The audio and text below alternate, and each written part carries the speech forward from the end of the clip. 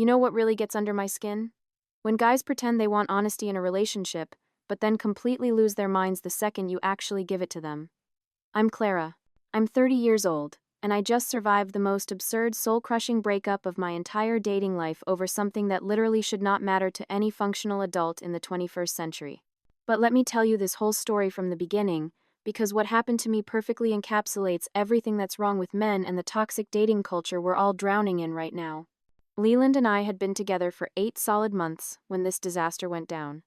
And I genuinely thought we had something real and lasting. He wasn't like the parade of emotionally unavailable artists or aspiring entrepreneurs with more ambition than income that I'd dated through my 20s. Leland was stable. He had a respectable corporate job in finance that paid well, owned his own pristine downtown apartment instead of living with 3 random roommates, and actually seemed like he had his entire life figured out. He was the living, breathing embodiment of what my mother would call a good catch. Not like the other guys I'd wasted time on who were still trying to figure out basic adult responsibilities, like paying their electricity bill on time or understanding that a dishwasher isn't just a fancy drying rack. We originally met on Hinge, and from our very first coffee date at a sleek, minimalist place that smelled of roasted beans and ambition, I could immediately tell he was completely different. He asked thoughtful questions about my work in client services, not just as a polite lead-in to talking about himself, but with genuine curiosity. He remembered the specific, convoluted details of my ongoing family drama with my aunt and cousins. He seemed genuinely interested in getting to know me as an actual person, not just a conquest or a placeholder. For the first several months of our relationship, absolutely everything felt perfect and effortless. He would plan real dates reservations at that new Italian place everyone was talking about, tickets to an indie film festival, a weekend drive up the coast to see the fall colors. It was a world away from the last-minute, "You up?" texts I'd grown accustomed to. He always split restaurant bills fairly, never making a big show of it or becoming weird about money. And he never played those stupid, infuriating psychological games, where you deliberately wait hours or days to respond to a simple text just to maintain some kind of imaginary power dynamic. I honestly started thinking that maybe this was it. Maybe this was what a genuinely healthy, adult relationship was supposed to feel like. I wasn't constantly second-guessing his intentions or overanalyzing every single word for hidden meanings and red flags. I felt completely secure and confident about where we stood, which was honestly a brand new, and slightly terrifying, experience for me. I was allowing myself to imagine a real future with this guy for the first time in years. Maybe we'd move in together when his current lease expired next summer. Maybe we'd start talking about engagement rings and marriage timelines. Everything about our relationship felt like it was progressing naturally and healthily, like a plant finally getting the right amount of sunlight and water. Looking back now, I should have known that feeling of security was way too good to actually last. It was a beautiful, fragile mirage in a desert of emotional immaturity. Leland had this really tight-knit friend group from his college days, Holden, Garrett, and Reese. They were like a package deal, a fraternity for grown men who still acted like they were 20. All of them had gotten married super young, to their college sweethearts, and seemed to treat Leland like some kind of bachelor hero, a lone wolf who had managed to evade the traps of domesticity for so long. They would have these regular guys' nights every couple of weeks, which I actually appreciated. It meant Leland had his own independent social life and hobbies, that our worlds didn't have to completely merge into one amorphous blob. I had my own friends, my own interests, and I liked that he did too. It felt healthy. The only thing that occasionally bothered me was the weird vibe I got whenever I hung around his friends. They would sometimes make these passive-aggressive little comments about modern dating. They'd couch them in jokes, these supposedly innocent jabs about how complicated and messy everything was nowadays compared to when they were all dating in college.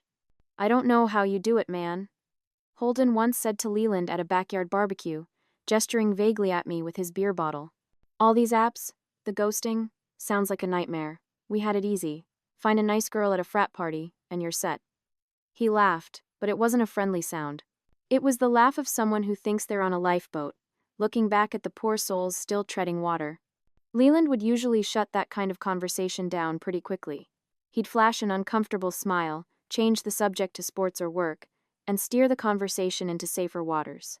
I just figured his friends were stuck in some outdated 2000s-era mindset, but they seemed mostly harmless, and Leland clearly cared about them a great deal. They were a part of his history, and I respected that.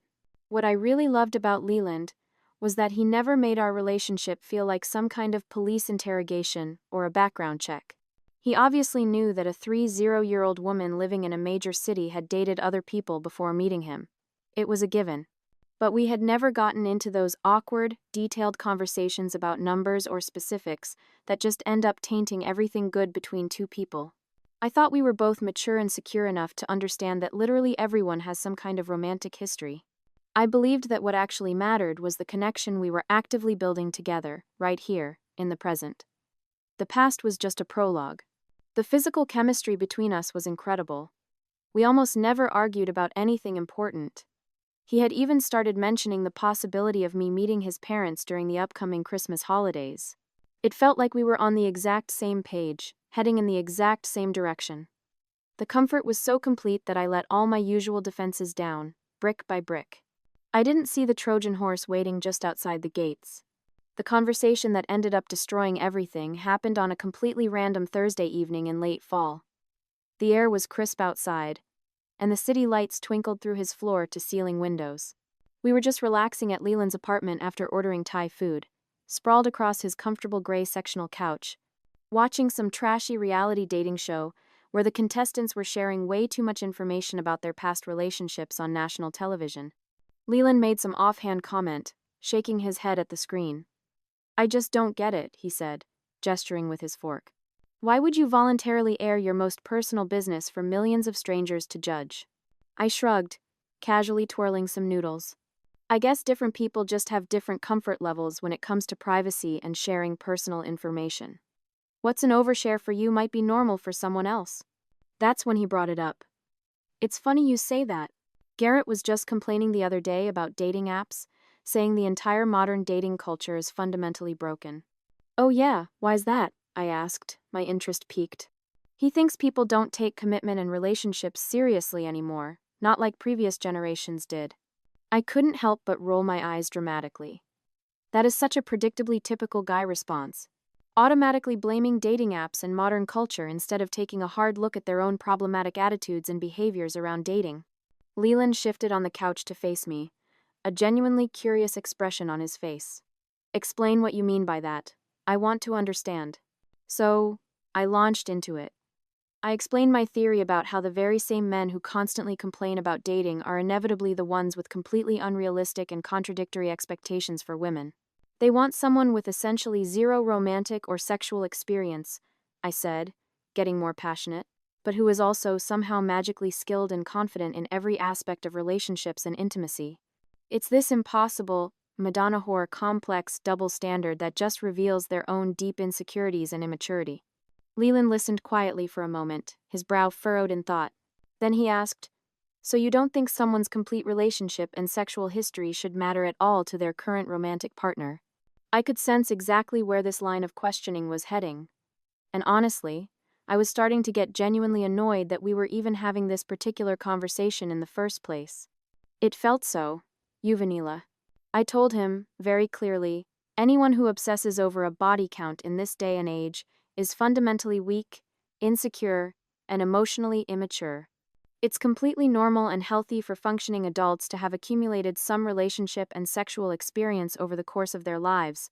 Judging someone based entirely on their past is just a pathetic way for threatened, insecure people to feel temporarily superior and in control. He pushed back, gently. "But, do you really believe that perspective applies universally, to every possible situation and scenario?" I absolutely doubled down on my position, without a shred of hesitation. "Yes. Any man who genuinely can't handle the fact that his girlfriend had a life before him was probably terrible in bed himself and is desperately afraid of being compared to someone who actually knew what they were doing." Though, I was getting increasingly heated about this topic because the whole conversation felt so regressive, so outdated, so fundamentally stupid. Leland kept asking these hypothetical questions about various different scenarios and situations, and I kept patiently explaining why the actual specific number was completely irrelevant to building a healthy relationship. I told him that strong, lasting relationships are built on the genuine emotional and intellectual connection between two people in the present moment, not some arbitrary numerical tally from experiences that happened before they even knew each other existed. Throughout this entire debate, Leland just sat there quietly, listening with this completely unreadable expression on his face that I couldn't interpret at all. Finally, after what felt like an eternity, he looked directly at me, his eyes searching mine. "So," he said, his voice very calm and specific, "how many people have you actually been intimate with throughout your life?" And just like that, the floor dropped out from under me. My stomach plummeted. This wasn't some abstract, theoretical discussion anymore. He was asking about me. I should have lied. That's the thought that absolutely haunts me now, replaying in my mind in the dead of night. I should have just said some low, conservative number. 3, maybe 5, a number that wouldn't have made his brain short-circuit. I should have protected his fragile ego and completely avoided this entire nightmare situation. But in that specific moment, sitting on that couch, I was so completely convinced that I was right, that my perspective was the obviously correct and mature one, that I decided complete honesty and transparency was the only way to go. I thought our relationship was strong enough to handle it. I thought he was strong enough. I took a deep breath. "I've been intimate with 17 different people," I said, keeping my voice steady. I immediately launched into a careful, detailed explanation. I wanted to give him context, not just a number. I made sure to explain that the vast majority of those experiences had happened during college and my early 20s, a chaotic and exploratory time when I was still actively figuring out what I actually wanted and needed in a serious partner. I told him detailed stories about how dating several different types of men, the musician, the academic, the finance bro, had taught me valuable lessons about what I absolutely did not want in a life partner. I explained how each of those past relationships, however fleeting, had been a genuine learning experience that helped me develop better judgment and recognize real compatibility and emotional connection when I finally found it with him. I was trying to frame it as a narrative of personal growth, a journey that had ultimately led me to appreciate him more deeply. Throughout my entire explanation, Leland just sat there, nodding slowly and thoughtfully. But I could definitely see something subtle but significant shifting behind his eyes. The warmth was gone, replaced by a cool, analytical distance. When I finally finished explaining everything, he was completely silent for what felt like an absolutely eternal amount of time. The only sound in the room was the mindless chatter from the television. Then he said, very quietly, "I need some time and space to process and think through everything you just shared with me." My heart sank. "Process what exactly?" "Leland, none of this changes who I am." "I know that, logically," he said, not quite meeting my eyes. "But I need to work through my own emotional reaction to this new information, not about us, specifically, just for myself." I told him I understood, that it might be initially surprising to hear a specific number, but that none of this information changed anything fundamental about us as a couple or how I felt about him. I suggested we just completely drop the subject and go back to watching our show, to try and salvage the evening. But the entire atmosphere in the room had shifted dramatically. The air was thick, with unspoken thoughts. Leland seemed distant, distracted, and lost in his own head for the rest of the night. And when I spent the night at his place like usual, he barely touched me. He turned over onto his side, creating a chasm of empty space between us and the bed, a space that felt colder and wider than any ocean. It was completely unlike his normal, affectionate behavior. The next morning during breakfast, he was polite and civil, but he was clearly somewhere else mentally and emotionally. I asked him directly if everything was okay between us. "I just need a day or two to think everything through properly," he said, his voice flat.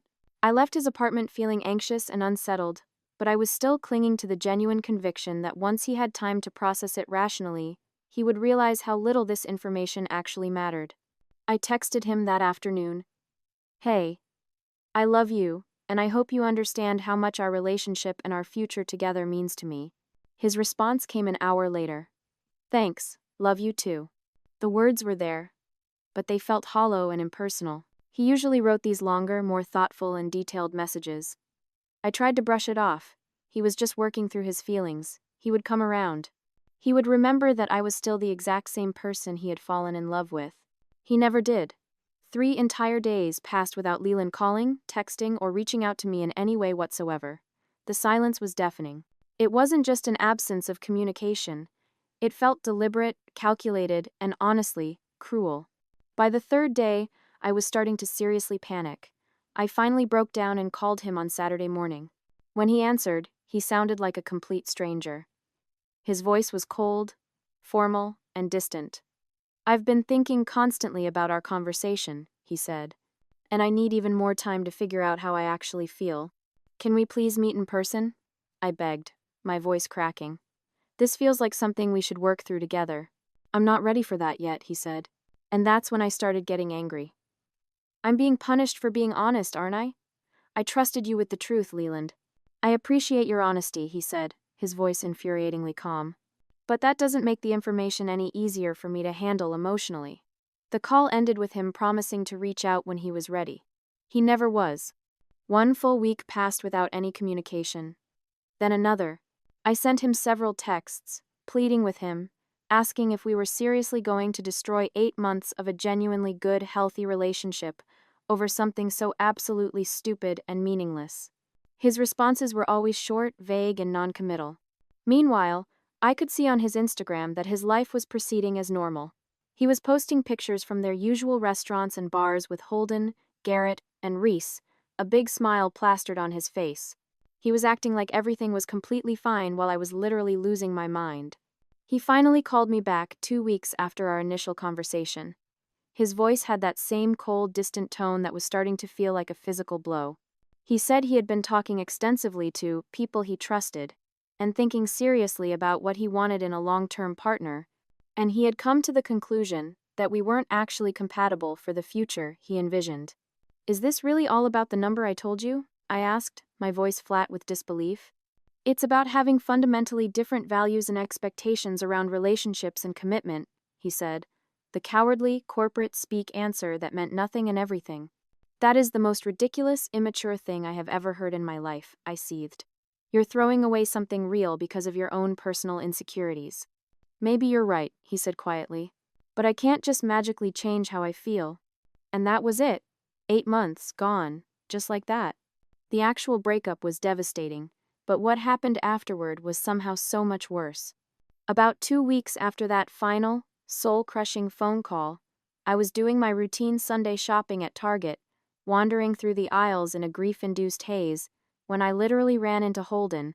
I thought for a fleeting, foolish moment that maybe this was a sign. A chance to get some real insight into what Leland was thinking. So, I walked over and started a friendly conversation. The interaction began normally enough. He asked how I was doing. I said I was managing, but that Leland and I were working through some things. That's when Holden got this weird, knowing smirk on his face. Yeah, he said, shifting his weight. Leland told all of us exactly what happened between you two? That. My stomach dropped to the floor, and I felt a hot wave of nausea wash over me, right there in the middle of the cereal aisle. What do you mean? I managed to ask, my voice barely a whisper. Holden explained that Leland had shared our entire situation with their complete friend group, in explicit detail. He said that all of them had agreed that Leland had dodged a major bullet, and that he was smart to end things before it got any more serious. Dodged a bullet? I repeated, feeling completely mortified, violated, and humiliated. The idea that these grown men had been sitting around like gossipy high schoolers, discussing my most private information and passing judgment on my character, made me physically sick. He told us enough for us to understand why he wasn't comfortable continuing the relationship, Holden said.